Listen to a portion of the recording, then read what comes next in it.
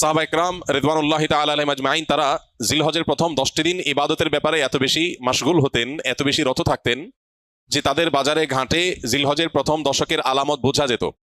সাহাবী আবু হুরায়রা রাদিয়াল্লাহু তাআলা আনহু এবং কোন সাহাবী জিলহজের প্রথম দশক এলে বাজারে যেতেন শুধুই তাকবীর পাঠের উদ্দেশ্যে, কোনো কেনা বেচার উদ্দেশ্যে না। বাজারে দুনিয়াদারিতে মগ্ন মানুষগুলোকে জিলহজের প্রথম দশকের ইবাদতের ব্যাপারে স্মরণ করানো। এই জন্য বাজারে গিয়ে এই দশকে বলতেন আল্লাহু আকবার, আল্লাহু আকবার, লা ইলাহা ইল্লাল্লাহু, আল্লাহু আকবার, আল্লাহু আকবার ওয়া লিল্লাহিল হামদ।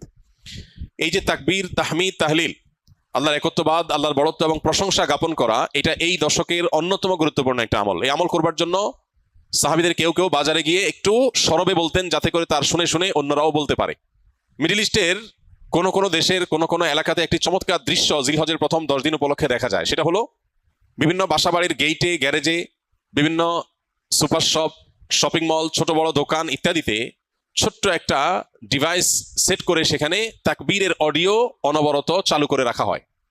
মৃদু ভলিউমে হালকা আওয়াজে যে তাকবীরের ধ্বনি চালানো হয়, এটার উদ্দেশ্য পথচারী বা আশপাশ দিয়ে যারা যাবে তাদের জন্য স্মরণ হয় যে এই দশকে নবী আলাইহিস সালাম নির্দেশ করেছেন ফাকসিরু ফিহিন্না মিনাত তাকবীরি ওয়াত তাহলিলি ওয়াত তাহমিদ। এই দিনগুলো যখন আসবে এবং তাকবীরের তাশরিকের আইয়ামে তাশরিকে যে দিনগুলো আছে সেগুলোতেও আল্লাহর একত্ববাদের বর্ণনা লা ইলাহা ইল্লাল্লাহ বলার মাধ্যমে, আল্লাহর বড়ত্বের বর্ণনা আল্লাহু আকবার বলার মাধ্যমে, আল্লাহর প্রশংসার জ্ঞাপন আলহামদুলিল্লাহ বলার মাধ্যমে বেশি বেশি যেন করি আমরা। নবীজি নির্দেশ করেছেন তোমরা এই দিনগুলোতে বেশি বেশি লা ইলাহা ইল্লাল্লাহ, আল্লাহু আকবার, আলহামদুলিল্লাহ এগুলো পাঠ করবে।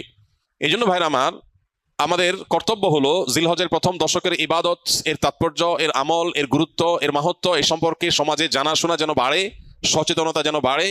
এই হারিয়ে যাওয়া বা অনেকটাই মানুষের আমল থেকে সরে যাওয়া, ছুটে যাওয়া এই বিষয়টাকে যেন পুনরায় জিন্দা করা যায়, এই জন্য আমাদের ভূমিকা রাখা দরকার।